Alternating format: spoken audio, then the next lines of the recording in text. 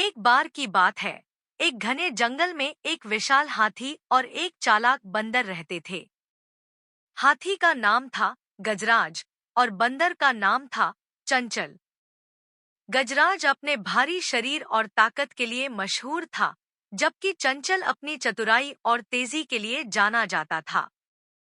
एक दिन जंगल में जानवरों के बीच यह बहस छिड़ गई कि कौन सबसे ताकतवर और होशियार है। कुछ जानवरों ने कहा कि ताकत ही सबसे बड़ी होती है, तो कुछ ने कहा कि होशियारी ज्यादा महत्वपूर्ण होती है। यह सुनकर गजराज और चंचल ने फैसला किया कि वे एक प्रतियोगिता करेंगे और साबित करेंगे कि कौन सबसे बेहतर है। प्रतियोगिता शुरू हुई। सबसे पहले गजराज ने अपनी ताकत दिखाई। उसने अपने विशाल सूंड से एक बड़े पेड़ को उखाड़ फेंका। जंगल के सभी जानवर हैरान रह गए। गजराज ने गर्व से कहा, देखा, ताकत ही सबसे बड़ी होती है। कोई भी मेरी बराबरी नहीं कर सकता। अब बारी आई चंचल की। चंचल ने सोचा कि अगर वो ताकत से मुकाबला नहीं कर सकता, तो अपनी बुद्धिमानी से जीत सकता है। उसने एक योजना बनाई।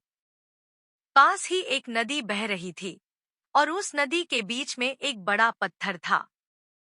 चंचल ने कहा, गजराज, अगर तुम सच में सबसे ताकतवर हो, तो इस पत्थर को नदी के पार फेंक दो। गजराज ने पत्थर को देखने के बाद अपनी पूरी ताकत लगाई, लेकिन पत्थर भारी था और नदी के बीच में ही गिर गया। गजराज थोड़ा हताश हुआ। अब चंचल ने अपनी चतुराई दिखाई।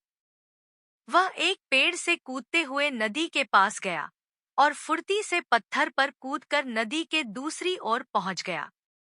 सभी जानवरों ने ताली बजाई।